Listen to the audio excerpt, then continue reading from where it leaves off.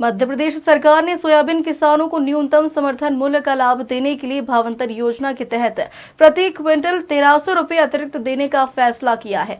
Model rate 4000 रुपये तय किया है और यह राशि 13 नवंबर को किसानों के खातों में जमा की जाएगी। दरअसल मुख्यमंत्री डॉक्टर मोहन यादव ने शुक्रवार को कुशाभाऊ ठाकरे सभागार में मीडिया से चर्चा करते हुए कहा कि राज्य सरकार किसान हितैषी है और उनके कल्याण के लिए संकल्पित है। भावांतर योजना के तहत सोयाबीन का प्रति क्विंटल मॉडल रेट 4000 रुपये से अधिक तय किया। प्रदेश भर के अन्नदाताओं को न्यूनतम समर्थन मूल्य का पूरा लाभ दिलाने के लिए सोयाबीन उत्पादक किसानों को अलग से 1300 रुपये प्रति क्विंटल दिए जाएंगे। इसका लाभ आगामी 13 नवंबर को वितरित किया जाएगा। प्रधानमंत्री नरेंद्र मोदी के मार्गदर्शन में कल्याणकारी योजनाओं और विकास कार्यक्रमों का क्रियान्वयन करते हुए राज्य सरकार सशक्त भारत, सशक्त मध्य प्रदेश के पथ पर अग्रसर है।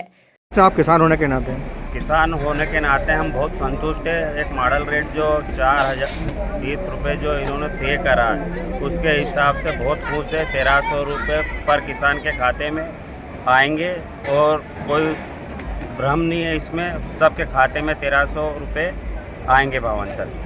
बताएं भैया किस तरीके से आपको फ़ायदा मिला है?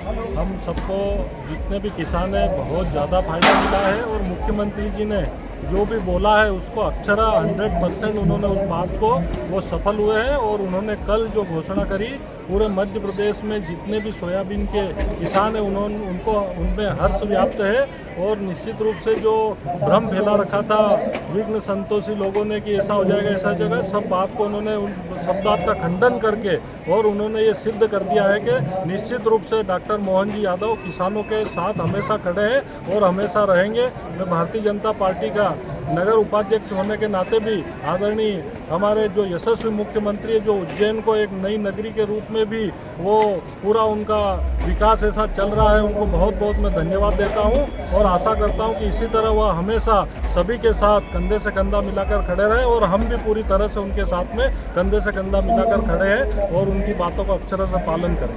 किस तरीके से खुशखबरी मिली है प्रदेश सरकार की? खबरें मिली है, अभी कल ही मिली है। और भगवान के फैला रहे थे कि इतना रेट नहीं मिलेगा। बस 4000 रुपये के रेट में भी हमारी सोयाबीन 41 रुपये में जाएगी तो हमको 1300 रुपये ऊपर मिलेंगे। उसके लिए मुख्यमंत्री जी का बहुत बहुत धन्यवाद। हम माननीय मुख्यमंत्री जी का हृदय की गहराइयों से बहुत बहुत धन्यवाद ज्ञापित करते हैं समस्त किसान बंधुओं की तरफ से कि निश्चित वो बहुत ही संवेदनशील और किसान हितैषी सरकार के रूप में के मुखिया के रूप में काम कर रहे हैं। उन्होंने जिस तरीके से राहत राशि दी, राहत राशि के बाद में भावांतर योजना का जो लागू की गई और भावांतर योजना में भी कई तरीके की भ्रांतियां लोग फैला रहे थे कि मॉडल रेट फिक्स नहीं हुआ है तो भावांतर का अंतर नहीं मिलेगा।